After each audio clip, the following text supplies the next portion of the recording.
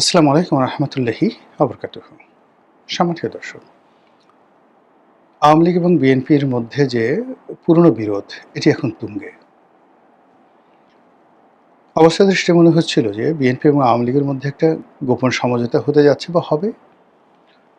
আর সেই সমঝোতাতে বিএনপি নির্বিবাদে ৫টি বছর সুন্দরভাবে দেশ পরিচালনা করবে এবং সমাজে একটা ব্যালেন্স থাকবে, রাষ্ট্রে একটা ব্যালেন্স থাকবে। পলিটিক্যাল যে ময়দান, সেখানে প্রতিযোগিতা থাকবে, কিন্তু একটা তলে তলে সমঝোতা থাকবে।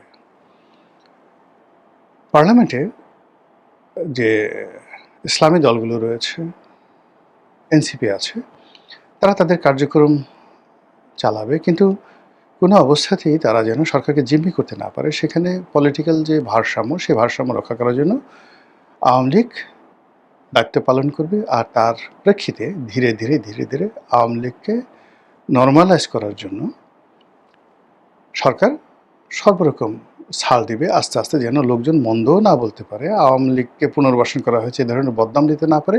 এরকম একটা চাণক্য নীতি বর্তমান সরকার গ্রহণ করেছে বা করবে, এরকম একটা আশা ছিল। ২ নম্বরে যে জিনিসটা ছিল সেটা হলো বাংলাদেশে যেটিকে বলা হয় দক্ষিণপন্থী রাজনীতি, যেটিকে বলা হয় ইসলামী রাজনীতি, যেটিকে বলা হয় উগ্রপন্থা রাজনীতি, যে যাই বলুক না কেন, এটি সেই পাকিস্তান জমানা থেকেই বাংলাদেশে এটি বেড়ে চলছে।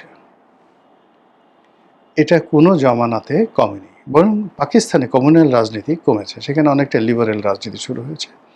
কিন্তু বাংলাদেশ এবং ভারতে এই মুহূর্তে পৃথিবীর সবচেয়ে কমিউনাল রাজনীতি বলতে যেটি বোঝায়, সাম্প্রদায়িক যে রাজনীতি বলতে যেটি বোঝায়, সেটি এখন সর্বোচ্চ পর্যায়ে ভারতে এবং দ্বিতীয় পর্যায়ে বাংলাদেশে। ভারতে উগ্রবাদী হিন্দুত্ববাদ এখন রীতিমতো গ্লোবাল হেরিটেজে পরিণত হয়েছে। এরকম একটা হিন্দু রাষ্ট্র, রাম রাজত্ব রামের জমানাতেও ছিল না। এরকম একটি হিন্দু রাষ্ট্র শিবাজির যে জমানা গুজরাটে, সেই দাক্ষিণাত্য বা গুজরাটে যখন শিবাজি, শম্ভুজি, শাহাজি এই ৩টে জেনারেশন এলাকা শাসন করেছেন, তখনও এইরকম উগ্র হিন্দুত্ববাদ ছিল না গত ১৪-১৫ বছর ধরে ভারতে এভাবে যেভাবে বিস্তার লাভ করেছে। আবার ধরুন, বাংলাদেশে কোরআন ভিত্তিক একটা রাষ্ট্র হবে, একটা খিলাফত হবে, শরিয়া আইন চালু হবে, মেয়েরা ঘরে থাকবে, জান্নাতে যাইতে হবে, দাড়ি রাখতে হবে, টুপি পরতে হবে, এবং এটার মধ্যে মানুষের কল্যাণ। এই বিষয়গুলো এই বাংলাদেশে এখন ১৮ কোটি মানুষের মধ্যে যত লোক বিশ্বাস করে, এত লোক পৃথিবীর সৃষ্টি হওয়ার পর থেকে কোনো সাম্রাজ্যে, কোনো দেশে, কোনো রাষ্ট্রে কখনো এত সংখ্যক বিশ্বাসী ছিল না যারা কোরআন, হাদিস, ইজমা, কিয়াসের উপর আস্থা স্থাপন করেছে। যেমন ধরুন বাদশাহ হারুন আর রশিদ, তার অর্ধ দুনিয়ার মালিক ছিলেন। লোকসংখ্যা কত ছিল? বড় জোর ১০ কোটি। আর এই ১০ কোটি লোকের মধ্যে মাত্র 8% লোক ছিল মুসলিম। কাজেই ওখানে ধর্মভিত্তিক, ইসলাম ভিত্তিক একটা সমাজ চিন্তা করার মতো ৫ লাখ লোকও ছিল না। আচ্ছা, সুলতান সুলেমান অর্ধ দুনিয়ার মালিক ছিলেন, ইউরোপ এবং আমেরিকা মিলে। ইট ওয়াজ এ ইসলামিক কান্ট্রি। লোক সংখ্যা ছিল কত? ২৪ থেকে ২৫ কোটি। এই সাম্রাজ্যে মুসলিমের সংখ্যা ছিল ১৫ থেকে ২০%, আর বাকি খ্রিস্টান, অন্যান্য ধর্মাবলম্বী তারা ছিলেন। ইস্তাম্বুল নগরীতে মানে মুসলমানদের সংখ্যা 50% ছিল না, কনস্টান্টিনোপলও ছিল না।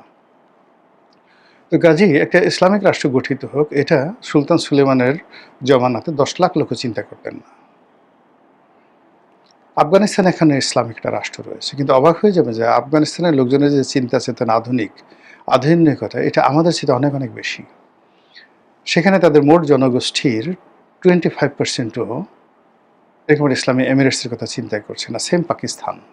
ভারতের কথা তো বললাম যে ভারত এখন হিন্দু রাষ্ট্রের কথা, ১৪০ কোটি যদি লোকজন থাকে, ১৪০ কোটির মধ্যে বড় জোর ধরেন ২০ থেকে ২৫ কোটি লোক ডাইভার্টলি, সেখানে কংগ্রেস আছে, অনেক দল আছে, নট মোর দ্যান ২৫ কোটি লোক এইভাবে ডাইহার্টেড হিন্দু রাষ্ট্রের কথা চিন্তা করছে না।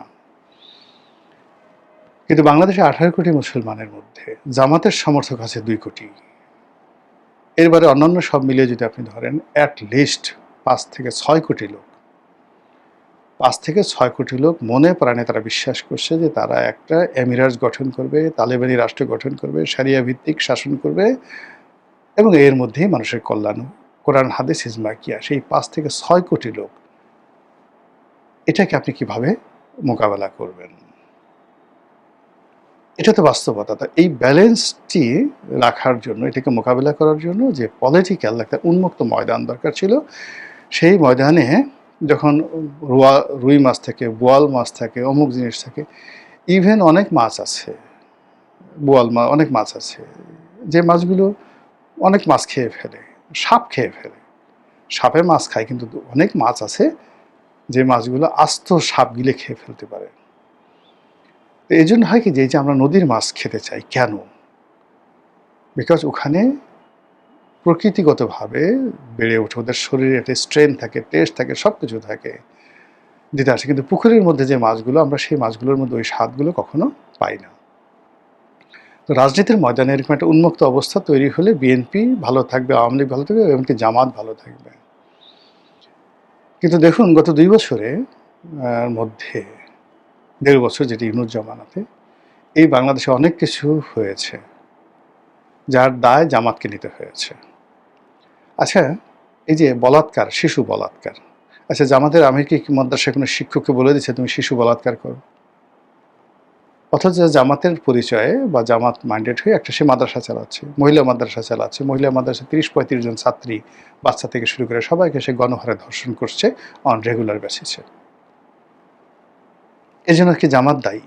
ওই যে মাজার ভাঙলো, পুড়িয়ে ফেললো, জামাতের আমিরকে বলে দিয়েছে, কিন্তু এই দায়িত্বগুলো নিতে হয়েছে বিকজ ইটস এ কনজারভেটিভ। এবং ডক্টর ইউনূস যদি আর কয়দিন ক্ষমতায় থাকতেন, মানে আর বছরখানি ক্ষমতায় থাকতেন, আপনি বিশ্বাস করেন, এই যে আমি এখন কোটটাই পরে ঘুরে বেড়াচ্ছি, আমাকে যদি রাস্তায় থামিয়ে ২ গালে ২ চল দিয়ে, বেটা হারামজাদা মুসলমানের পোলা, তুই এখন পর্যন্ত দাড়ি রাখিস নি, মাথায় টুপি পরিস নি, আবার টাই পরে ঘুরে বেড়াচ্ছিস, কুত্তার জিব্বা পরে ঘুরে বেড়াচ্ছিস, তোর একদিন কি আমার একদিন। পাশের লোকজন সব তালি বাজাতো যে এতদিন এই বাংলাদেশে এটা উচিত কর্ম, শরীয়তি বিচার হয়েছে, ১ বছর গেলে ওই অবস্থা এত হয়ে যেত। এই সমাজে তারেক রহমান, তিনের সালে কাউয়া, তারেক আমার সাউবা, কি করতে পারছে বিএনপি? হয়নি এই কথা বলে ১, ২, ৩, ৪ তারেক রহমানের ওইটা মার। এখন বিএনপির যে সমস্ত লোকজন খুব বড় বড় কথা বলছে, এই স্লোগান যখন বুয়েটে হয়েছে, বিশ্ববিদ্যালয় হয়েছে, কি করতে পারছে তারা বলেন? সমাজে কিছু করে। ফলে এগুলো বললে হবে না। একটা সমাজে, বা এই যে যখন ১, ২, ৩, ৪ এই জামাতের আমিরের মতো ভদ্রলোক, সে কি কখনো চেয়েছেন যে তার দলের কর্মীরা, তার সমর্থকরা তারেক রহমান সাহেবের গালাগালি করবে, জায়েমা রহমানকে নিয়ে এই জিনিসগুলো করবে? এই পুরো জিনিসটি হয় যখন রাজনীতিতে ভারসাম্য থাকে না। এনিওয়ে, তো সেই কারণে রাজনীতির ভারসাম্যতে বিএনপি, আওয়ামী লীগ, সমস্ত রাজনৈতিক দলগুলো থাকবে, এরকম যারা আশা ভরসা করেছিলেন, এমনকি আওয়ামী লীগের লোকজন যারা এই আশা করে জামাতকে নিয়ন্ত্রণ করার জন্য বিএনপির সঙ্গে হাত মিলিয়েছেন, বিএনপিকে ভোট দিয়েছেন, তারা এখন নিজের কান নিজেরা মলছেন। তারা এখন মনে করছেন ভুল হয়ে গেছে, আমাদের ভুল হয়ে গেছে। ফলে তারা হঠাৎ করে যদি এই অবস্থাতে সেই মামুনুল হকের সাথে বিএনপির পরিবর্তে আওয়ামী লীগের সম্পর্ক হয়ে যায়, চরমোনাইয়ের সাথে সম্পর্ক হয়ে যায়, জামাতের সাথে আওয়ামী লীগের সম্পর্ক হয়ে যায়, এবং প্রত্যেকটা জায়গাতে যদি তাদেরকে, ধরেন হান্নান মাসুদ হাতিয়াতে ছাড় দিয়ে দিল, হাসনাত আবদুল্লাহ সে ছাড় দিয়ে দিল কুমিল্লাতে, জামাতের আমির যারা যারা যেখানে যেখানে আছে, মিরপুরে জামাতের লোকজন স্টপ হয়ে রইল, বিএনপিতে ওখানে কোনো সংগঠন নাই, তুলি ওখানে গেছে, সাজু ওখানে বসে আছে, গুলশানে আওয়ামী লীগ যে মিছিল করে বলেন তো কে ওখানে ঠেকাবে? রামপুরাতে যদি আওয়ামী লীগ মিছিল করে, নাহিদের পক্ষে সম্ভব না, কে ঠেকাবে বলেন তো? ফলে রাজনীতির যে ময়দানগুলো না, এটা পুরোটাই নিয়ন্ত্রণহীন, ভারসাম্যহীন হয়ে পড়েছে। এটা সরকার বুঝতে পারছে। সেই বুঝতে পারার পর তারা যেটা করছে, তারা যেমন প্রথমে মনে করেছিল জামাত তাদের বড় শত্রু, তারা জামাতকে গুতগুতি করেছে, গুতগুতি করে জামাতকে এমন একটা জায়গায় ফেলে দিয়েছে, জামাতের সঙ্গে আবার বন্ধুত্ব করবে। জামাত এখন মানে দরকার হলে রয়্যাল বেঙ্গল টাইগারেরকে বিশ্বাস করবে, তার সঙ্গে ঘর করবে। সুন্দরবনে গিয়ে দেখা গেল বাঘের কামড়ে মরবে, কিন্তু বিএনপির কামড়ে মরতে তারা এখন নারাজ। বিশ্বাস, বিএনপি তার যে বিশ্বাস জামাতের সাথে, বিশ্বাসটা হারিয়ে ফেলেছে। এনসিপির সাথে তাদের যে যোগাযোগ হয়েছিল বিভিন্ন সময়টাতে, সেখানে মাহফুজ বলেন, আসিফ মাহমুদ সজীব ভুঁইয়া বলেন, মানে বিএনপি সবার সঙ্গেই তো তাদের, এনসিপি সবার সঙ্গেই তাদের যোগাযোগ হয়েছিল, অন্ততপক্ষে 50 জন। এর মধ্যে দেখেন বিএনপির প্রোটোকল পেয়ে, সাহায্য পেয়ে এনসিপি দাঁড়াতে পেরেছে, বা বিএনপি এনসিপি প্রাণান্ত চেষ্টা করেছিল জামাতের পরিবর্তে বিএনপির সাথে সমঝোতা করার জন্য, হয়নি। ইভেন মামুনুল হকেরা চেয়েছিল, চরমোনাই পীর সাহেবরা চেয়েছিল, কেউ হয়নি। ফলে এই পুরো রাজনৈতিক অঙ্গনে, সেটা মাহমুদুর রহমান মান্না বলেন, অন্যান্য যারা বলেন, পুরো রাজনীতির যে অঙ্গনটা, এটা বিএনপি বলতে গেলে বন্ধুহীন হয়ে গেছে, বিশ্বাসহীন হয়ে গেছে। সরকারের এই অল্প সময়তে মেজর কোনো বিরোধ নেই, কিন্তু বাইরে যে আওয়াজগুলো হচ্ছে সেই আওয়াজগুলো সরকার শুনতে পাচ্ছে না। এগুলো এক। দ্বিতীয়ত হলো এই নির্বাচন কেন্দ্রিক সময়ে শেখ হাসিনাকে নিয়ে, আওয়ামী লীগকে নিয়ে, রিফাইন্ড আওয়ামী লীগকে নিয়ে, আওয়ামী লীগের পুনর্বাসন নিয়ে যে সকল কথাবার্তা শোনা যাচ্ছিল, এর পুরো জিনিসটা এখন বুমেরাং হয়ে পড়েছে। সরকার আওয়ামী লীগকে জামাতের সাথে এখন ভয়ঙ্কর মনে করছে, বিশ্বাস করছে না। আওয়ামী লীগ এটাকে একটা বিশ্বাসঘাতকতা মনে করছে, যে আমাদের সাথে তোমাদের কথা হয়েছিল। আপনি ধরুন 2018 সনের ইলেকশনে একটা সমঝোতা হয়েছিল, বিএনপিকে 80 থেকে 90টি সিট দেওয়া হবে, কিন্তু পরিবেশ পরিস্থিতির কারণে শেখ হাসিনা করেননি বা পারেননি, হোয়াট এভার মেবি, পুরো জিনিসটি এলোমেলো হয়ে গেছে। বেগম জিয়াকে মুক্তি দেওয়ার কথা ছিল। তো এই জিনিসগুলো তারেক রহমান সাহেবকে না হলে তারেক রহমান সাহেবের স্ত্রী, তার সন্তান, তাদেরকে রাজনৈতিকভাবে পুনর্বাসন করার একটা সমঝোতা হয়েছিল। কিন্তু 2018 সনের সেই রাতের ভোটের ইলেকশনে যে তাণ্ডবের ফলে যা কিছু হয়েছে, এটা কিন্তু আজকের পরিণতি আওয়ামী লীগের ক্ষেত্রে ঘটেছে। আবার এই যে তারেক রহমান সাহেবের আশা, নির্বাচনে জয়লাভ করা, ক্ষমতা গ্রহণ করা, এর পেছনে আমেরিকা, দিল্লি এবং আওয়ামী লীগের যে বিশ্বাস ছিল, নেগোসিয়েশন ছিল, কমিটমেন্ট ছিল, কথাবার্তা ছিল, পুরো জিনিসটি একেবারে পচে গলে দুর্গন্ধ হয়ে পড়েছে। এর ফলে কি হলো, যখন এরকম একটা পরিস্থিতি হয় তখন সবাই হার্ড লাইনে যায়। এর প্রেক্ষিতে ভারত হার্ড লাইনে চলে গেছে, you are not trustworthy man. ফলে সীমান্তে আপনি গণ্ডগোল দেখতে পাচ্ছেন। তারেক রহমান সাহেবকে এখন আর ভারতকে আহ্বান জানাতে হচ্ছে না। এর প্রেক্ষিতে আমেরিকা হার্ড লাইনে চলে গেছে। তাদের কোনো প্রতিনিধি, কোনো গুরুত্বপূর্ণ ব্যক্তি বাংলাদেশে আসছে না। বাংলাদেশের কোনো গুরুত্বপূর্ণ ব্যক্তিকে, ব্যবসা প্রতিষ্ঠানকে, নেগোসিয়েশনকে আমেরিকার সঙ্গে হচ্ছে না। শুধুমাত্র চুক্তিটা হয়ে গেছে, সেই চুক্তির প্রেক্ষিতে তাদের যা যা দরকার সেটা করে কুল্লো খালাস, যাও, এখন দেখি তুমি কদিন থাকতে পারো। এই গেল আমেরিকা। আওয়ামী লীগ প্রথম কয়েকদিন শেখ হাসিনা, তারেক রহমান সম্পর্কে কোনো বাজে কথা বলেননি, এখন বলা শুরু করেছেন। বেগম জিয়ার সম্পর্কে, বিএনপি সম্পর্কে, শহীদ জিয়ার সম্পর্কে কোনো কথা বলেননি। এখন আবার সেই সংসদে ওনাদের যখন ক্ষমতা ছিল, যে ভাষায় কথা বলতেন তার চেয়ে আরও নোংরা ভাষায় কথা বলা শুরু করেছে। ছাত্রলীগ এখন যেভাবে মিছিল করছে, যুবলীগ যেভাবে মিছিল করছে, এই মিছিল করার কথা ছিল না। তারা তাদের অফিসে বসতো, তারা তাদের মতো কাজ করতো, কিন্তু এখন তারা মিছিল করছে এবং তারা মনে করছে যে তারা এখন সোজা আঙুলে ঘি উঠবে না, আঙুল বাঁকা করে ঘি উঠাতে হবে। এবং এই আঙ্গুল যে বাঁকা করবে, এতে মন্ত্রী এমপিদের যতটা না ক্ষতি হবে, আমাদের সাধারণ আমজনতার তার চেয়ে বেশি ক্ষতি হবে।